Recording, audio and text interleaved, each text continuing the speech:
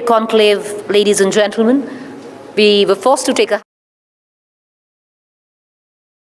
2002, when it first started, the India Today Conclave has set a benchmark for high-quality debate, intellectual inquiry across a spectrum of disciplines.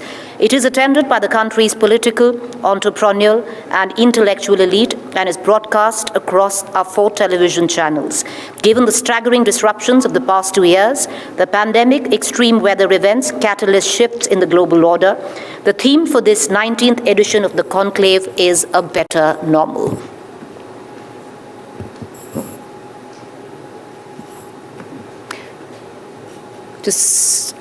Beginning in just about a minute, I urge you all who are also just standing outside the doors, do come in.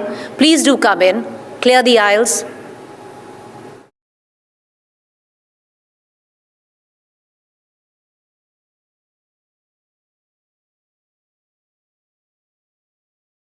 Thank you.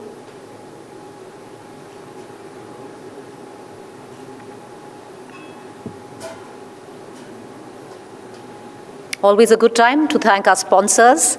Our presenting sponsor, ITC, Conclave partner Hindustan Power Darwin, luxury mobility partner BMW, state partner Uttar Pradesh government, tourism partner Uttarakhand, knowledge partner Jain University, banking partner IDFC, insurance partner LIC, celebration partner Glenlivet, partner Shri Ram Transport Finance Company Limited, bespoke partner Da Milano.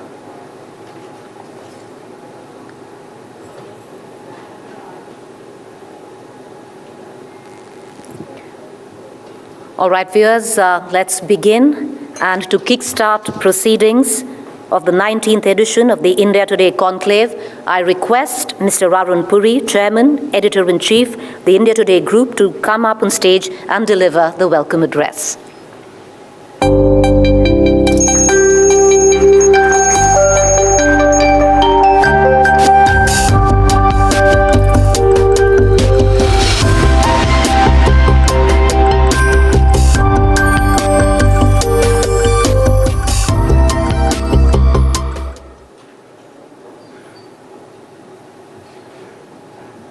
Ladies and gentlemen, good morning. A very warm welcome to the India Today Conclave 2021. I am doubly happy to see all of you gathered here today in these times. Let me applaud all of you for coming.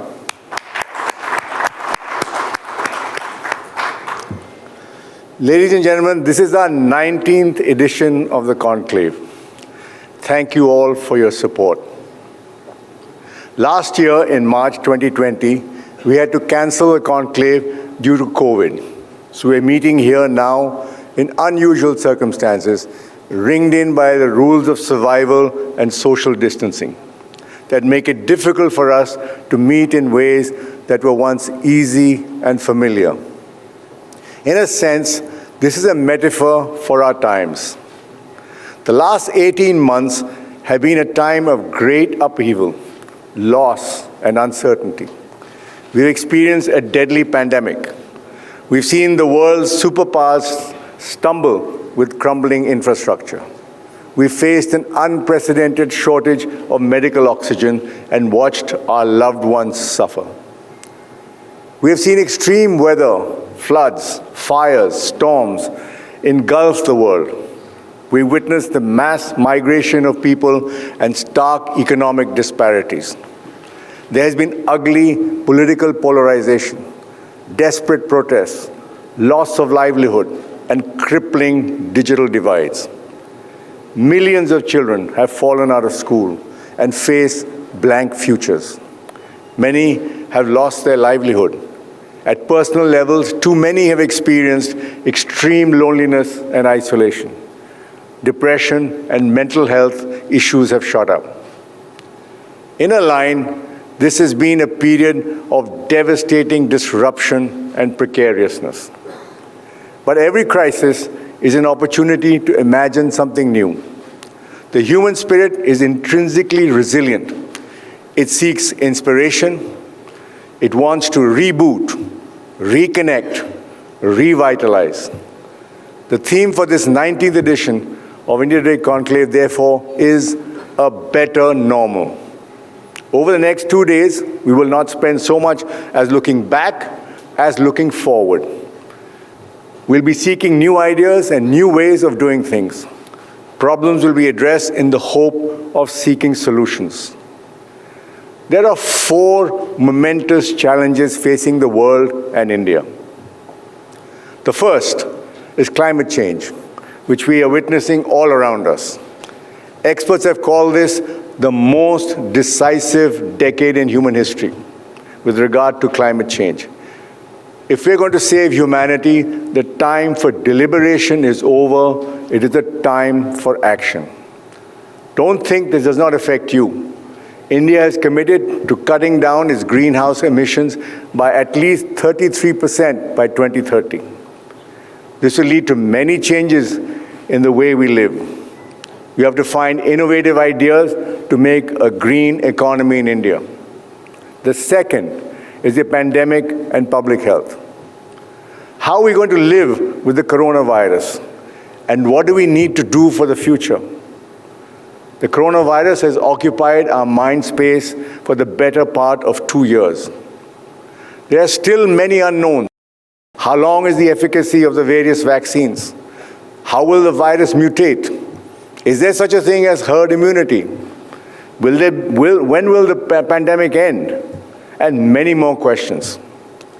We must work together to find answers and push for better and more robust healthcare. The third is the economy. The pandemic has put economies across the world into a tailspin. Every country is wondering what kind of recovery they will have. Economists are coming up with an alphabet soup of models: K-shaped recovery, V-shaped recovery, or U, or even Z. The Indian economy was declining for 6 quarters before the pandemic. And then came the shock of the pandemic. To control the spread of the virus, the country was forced to go into several lockdowns. The result was the worst contraction of the Indian economy seen in recent history. The world economy is in a churn too. Global supply chains have been disrupted. What measures will help the country emerge from this difficult economic period? What are the new opportunities for India in the changing world? What's happening with markets? And what is the world of cryptocurrency? I am personally pleased to see that privatization and asset monetization have become part of our political lexicon. They are no longer dirty words as they were in the past. This is a long overdue change. The fourth is the global power shifts. There's an aggressive China and a self-interested America, all in the shadow of the American withdrawal from Afghanistan and the rise of the Taliban. It seems the next hot zone for global diplomacy will be our neighborhood. We live in a volatile zone, and on the 20th anniversary of 9/11, it is a sobering thought to recall that what happens in Afghanistan has repercussions everywhere. The last 2 years have seen dramatic shifts in power: the rise of a multipolar world, an expansionist China, a diminished America, and a return of the Taliban. But beneath these shorthand phrases lies many complexities. China is rising, but it's also slowing and aging. America is in the mood to withdraw from its foreign policy interventions, but is still the world's largest military and economic power. And the Taliban insists it has changed, even as its hardline factions take control. Meanwhile, Pakistan has its nefarious designs behind the scenes. I believe the recent developments in Afghanistan pose a clear and present danger to India. So how should we deal with this complex power matrix? The Conclave program has been designed keeping these major themes in mind. And we have a brilliant spectrum of speakers on these subjects: Pulitzer Prize winner, generals, academics, doctors, athletes, actors, economists, businessmen, gamers, climate activists, entrepreneurs, politicians, and thought leaders from across the world who are passionate about building a brighter future. It is a jam-packed program, ladies and gentlemen, with 78 speakers. So be ready for a tsunami of ideas. We are today living in a COVID world. We must learn to live with it the best way we can. Every sphere of our public and personal life has changed and will change further. One thing the pandemic has taught us, that we are all in it together. The virus respects no boundaries of any kind. Everyone is vulnerable. We're asking for a rethink. We must create a better normal. I hope the conclave puts you on this path. Happy conclaving. Thank you for coming.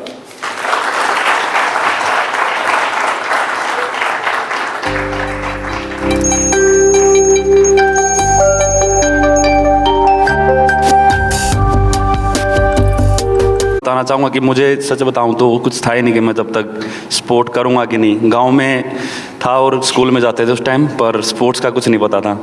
तो मुझे सच बताऊँ तो उस time मैं Olympic को follow भी नहीं कर रहा था। जब मैंने शुरू किया कुछ टाइम बाद पता लगा कि अकेले इंडिविजुअल ऐसे एथलीट हैं इंडिविजुअल स्पोर्ट के जिनके पास गोल्ड है, और बड़ा प्राउड फील होता था कि मतलब कि सर अकेले एक ऐसा एथलीट है। और फॉलो करने के लिए हम सभी ने काफ़ी कोशिश की थी, मतलब बाकी सभी एथलीट कोशिश कर रहे हैं, लेकिन कई साल से हो नहीं पा रहा था। लेकिन सर का भी एक बहुत बड़ा मैंने देखा था कि ट्विटर पे पढ़ा था कि ये इनके मन से एक था कि भाई फॉलो करेंगे टोक्यो में हमको, और मतलब और गोल्ड आ सकते हैं। हाँ। तो वो जब जीता तो सबसे पहले तो मैंने बोला था कि मिल्खा सिंह जी का एक वो मुझे याद आई थी, और सर का अकेला गोल्ड था। फिर ऐसा फील हुआ था कि नहीं हमारे अंदर भी वो चीज़ है, हम भी कर सकते हैं। तो अब मुझे लगता है कि आने वाले टाइम में ये सिलसिला बना रहेगा। तो आप सर के बारे में कब जाने? बाद में जब आप फील्ड पे आए तब? हाँ, जब काफ़ी साल बाद जब मैंने शुरू किया, जब मैं एथलेटिक्स के अलावा दूसरे स्पोर्ट्स फॉलो करने लगा, तब मुझे सर के बारे में पता लगी कि अकेले हमारे ऐसे एथलीट है जिनके पास गोल्ड है। तो एक बहुत ही ज़बरदस्त चीज़ लगती थी। और आप उनसे मिले थे टोक्यो जाने से पहले? नहीं, मैं सर से फर्स्ट टाइम मोहाली में मिला सर, है ना? फर्स्ट टाइम मोहाली में मिला था मैं तो 2018 में एशियन गेम्स के बाद। टोक्यो के बाद भी मिला। टोक्यो के बाद मिलके क्या किया आपने? सबसे पहले तो सर ने बोला था कि मैंने 10 साल से अपने मेडल को छुआ नहीं है, वो मेडल निकलवाया मैंने, क्योंकि मेरा भी टोक्यो का मेडल मेरे पास था गोल्ड, और सर का भी, क्योंकि इंडिया में 2 ही ऐसे मेडल है। तो मैंने बोला सर प्लीज़ मैं इन दोनों को एक बार फील करना चाहता हूँ। तो सर थोड़ा ऐसे लग रहे थे कि ये पसंद नहीं कर रहे हैं उस चीज़ को, क्योंकि सच बताऊं तो मेरी भी एक ऐसी आदत है कि मैं अपने मेडल को अभी रख दूंगा, और मैं चाहता हूं कि अभी अगले टारगेट पे नज़र रखूं। तो सर का भी ऐसे मुझे फील हुआ कि इनको वो चीज़ पसंद नहीं है कि एक बार जीत लिया बार बार उसी चीज़ को ऐसे दिखाते रहे कि मैंने गोल्ड जीता। ये बड़े काम जो है मैंने देखा है, बड़े काम हैं। तो मैंने बोला कि सर प्लीज़ आप निकालो। तो थोड़ा मैं भी शाय फील करता हूँ, सर मुझसे भी ज़्यादा शाय लगे मुझे कि ऐसे कैसे पोज करना है मेडल को लेके, नहीं मुझे नहीं पता ऐसे, मतलब वो काफ़ी शाय लग रहे थे। लेकिन बहुत अच्छा लगा उस दिन, मैं जब दोनों मेडल को ले रहा था और मैं बोल रहा था कि ये दोनों दो ही हमारे पास मेडल है इंडिया में, और दोनों आज मेरे हाथ में है। तो बहुत अच्छा लग रहा था उस दिन। लॉकर में क्या बंद करके रखा हुआ था अभिनव ने? No, it's in a display case. Well, these medals and my achievements mean a lot to my parents. It left to me, I would put it in like a kitchen cabinet or something. But there is a room in my house which has all these things lying around. So, yeah. I know you wanted me to bring it, but sorry, there was no way that I was going to bring it along. No, I respect that. I respect that, and you've given us a much larger sort of meaning to the medal. It's not just about that piece of metal, right? Manisha, now Neeraj has already held those 2 medals in his hand, and you have of course been with the 2 athletes when they won the medals. Like they were probably the first people, you talked to them when they won the medal. How are the 2 medals different? Well, I mean, it's really, comparing the 2 sports for starters is not really doing any justice. We have one sport where you're trying your hardest to be still, not move, not breathe, count your heartbeats. And then we have another sport where you're trying to kind of move so many elements at the same time. You're running up, and albeit in a very efficient manner. So it's not doing justice if I compare the 2. Just as the comparison between shooting and javelin are, that's the personality of these 2 too. So they're very, very different medals. There was, the journeys were very, very different. One, Abhinav was in his 3rd Olympics, and that medal was some sort of a redemption medal. It was, you know, it was always meant to be after Athens. It was, you know, the solace after so much disappointment. And it was the kind of light at the end of the tunnel, and it was a very long and dark tunnel. And Abhinav will, you know, he doesn't like to relive those days. And now looking back, it was worth the journey, of course. But during the times, it was not such a fun time. It was a time of a lot of struggle. It was a time of a lot of anguish. And you know, redemption was the only thing on his mind.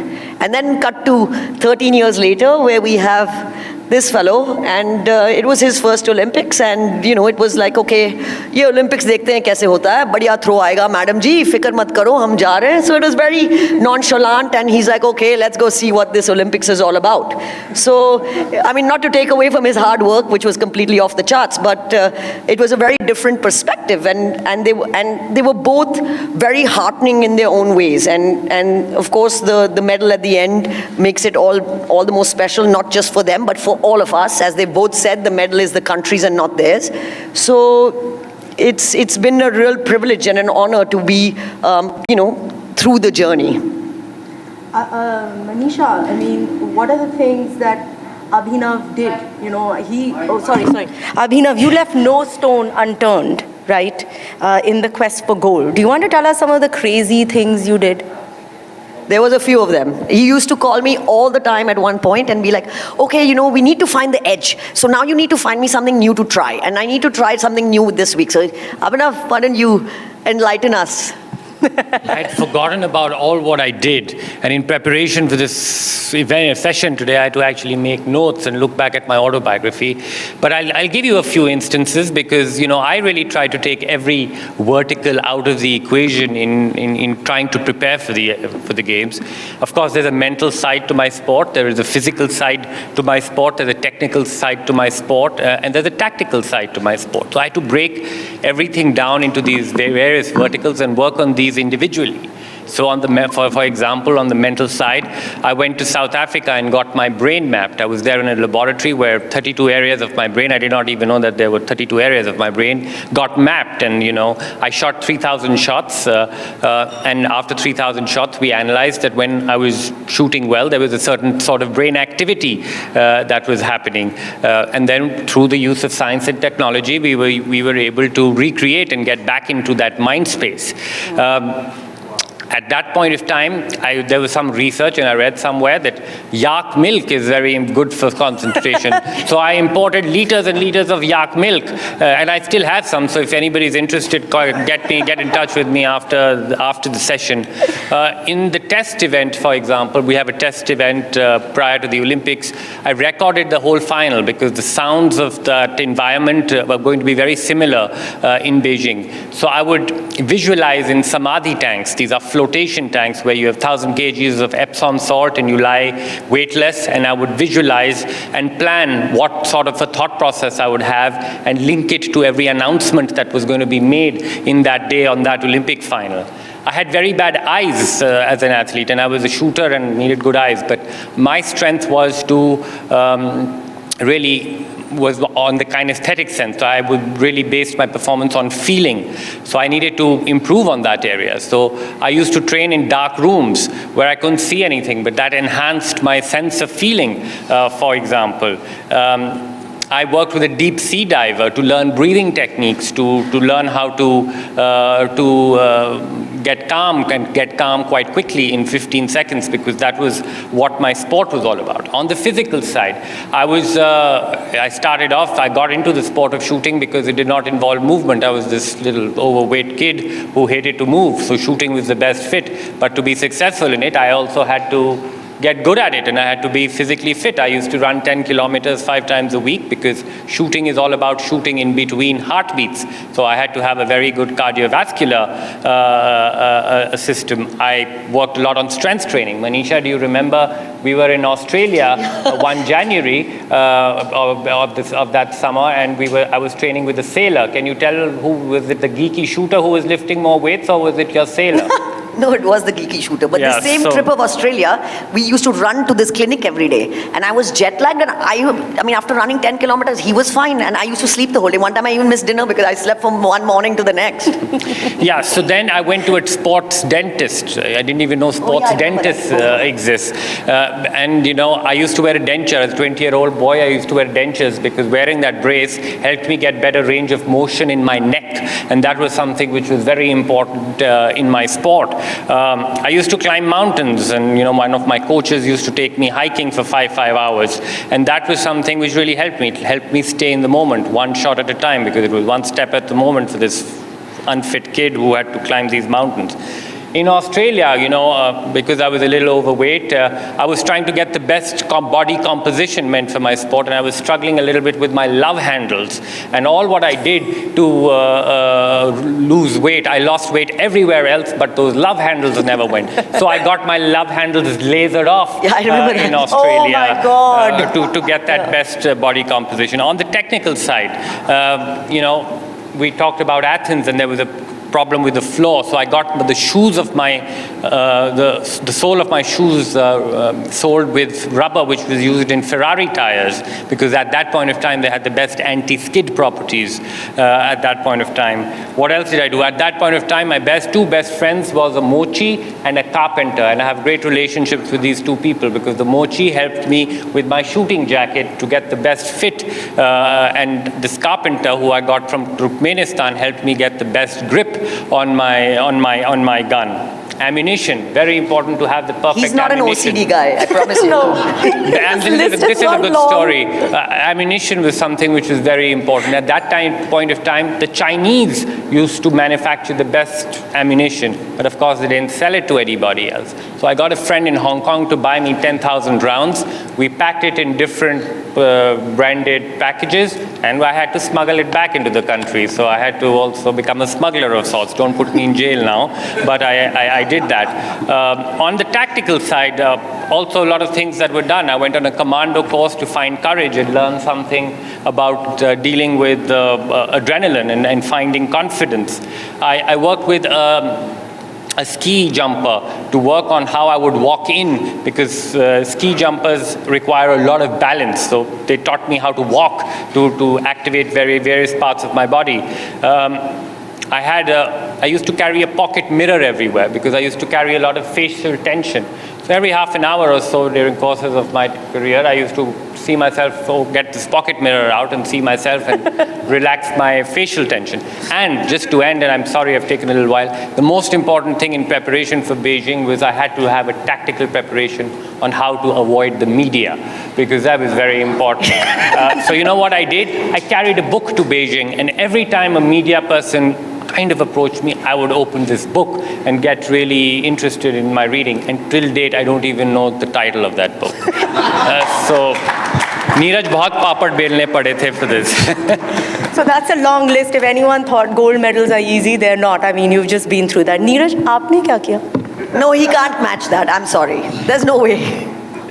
Ma'am इतना तो नहीं किया, लेकिन मैं अगर coach के साथ, अगर मैं जिस कोच पे बिलीव, अगर मुझे ये बोल देगा ना कि छत से कूद जाते इतनी ज़्यादा थ्रो चली जाएगी, तो मैं बोलता हूँ कि मैं छत से भी कूद जाऊँगा। मतलब जितना कोच वर्कआउट बोलता है वो मैं कभी भी अगर उसमें से छोड़ देता हूँ, मान लो चाहे एक रेपिटेशन मैंने छोड़ दिया, तो मुझे इतनी गिल्टी फील होती है कि मैंने बहुत बड़ा गुनाह कर दिया आज, तो मैं वो वर्कआउट कभी नहीं छोड़ता।